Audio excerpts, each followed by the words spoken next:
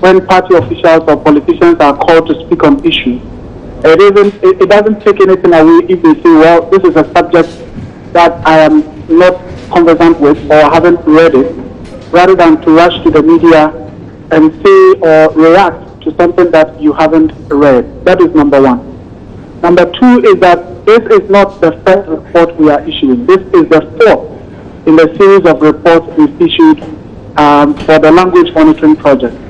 In all the three earlier editions, the MPP affiliates, supporters, and officials of the MPP were said to be in the lead, or were cited as those dominating in terms of persons persons who are using abusive or indecent expression. Of course, at the time, I have heard on all those three occasions, I've heard officials of the MDC commending the project and saying that this is a credible institution, they have experience in what they are doing, and therefore it is something that really reflects the reality. At that time, I don't think that any of them said that, well, because it is MPP supporters, officials, and affiliates that have been cited, it is not right to say that it relates to the MPP. Now, the other point is that if you read the report, what we have said is that officials, affiliates, and supporters of the NDC are dominating in terms of the number of people who were cited and the parties that they belong. We did not say in our report that NDC as an entity has dominated in the use of abusive language. And that is why I think it is important that party officials, when they want to react to issues, it's important, first of all, for them to read. The last point I want to make is that perhaps it's so instructive that you have a deputy general secretary of a party saying that, look, if our members, officials, or supporters go out there and say something that is considered abusive or that is considered inappropriate, hold the individuals accountable, even though they may have been doing so in defense of the party. And he cites the issue of the Supreme Court and saying that is why the Supreme Court is holding the individual. But we also know when the matter was called before the Supreme Court, we know the people who are defending the individual, and we know that if not all of them, majority of them are MDC officials, MDC gurus, or MDC supporters. And that, for me, suggests that, well, these people were doing what they were doing because they were acting in a way that we thought was promoting the party. Therefore, if they have found themselves in trouble as a result of doing that, we have an obligation to defend them. Okay. So I think that would be my reaction. Okay, but Mr. Brima, I'm sure you would also acknowledge that the political parties may have a list of official communicators who they've deployed to the various media houses. However, there might be individuals who are not on that list that may fall foul of what you're doing. So I guess those are maybe the areas that Mr. Lawson is seeking to refer to. How do you respond to that?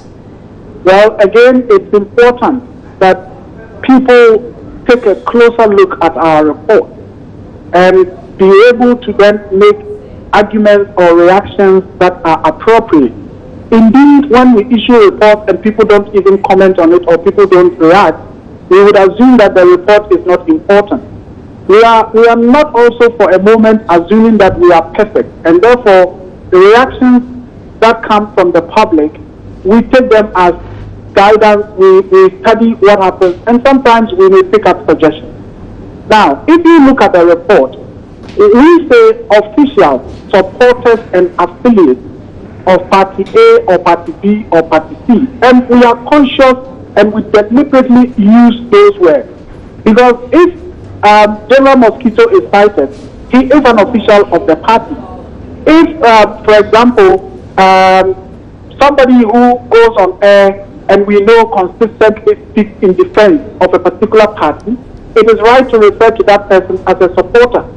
And then we know groups that support political causes. For example, it is not in doubt that if you take a group like Let My Vote Count, or those days if you take CJA, they are aligned to certain political groups. And therefore, if persons from such groups make comments, it is right for us to say affiliate.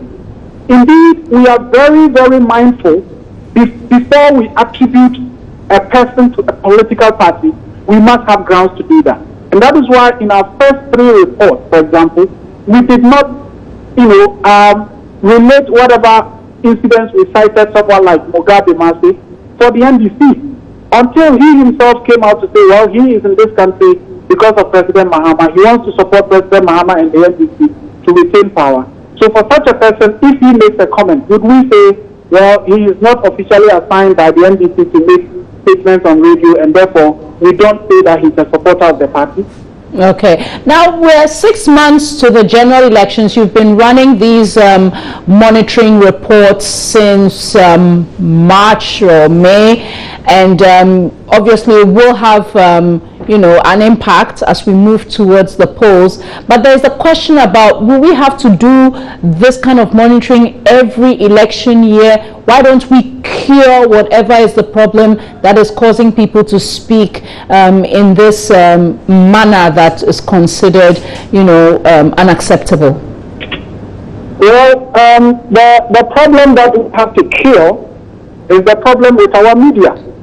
Because when we bring out these reports, first of all, we are not talking about comments that are made on the street or comments that people make in their homes or in the marketplace. We are talking about incidents of abusive language that happen on radio.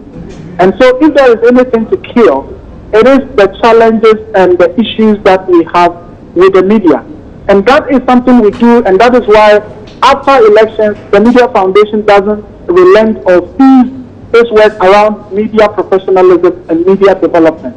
And even as we go on with this language monitoring, we are complementing it with a whole lot of media development interventions, such as the one we just had 3 days ago, a forum on media hate speech and the election. So what we have to cure, if we have a very professional, highly skilled media landscape, I don't think that anybody will be bothered to do the kind of work we are doing, because the media will not allow politicians to use their platform for abusive language and hate speech. And I believe that we will get there when we get our media to be very professional, very responsible, and so on and so forth.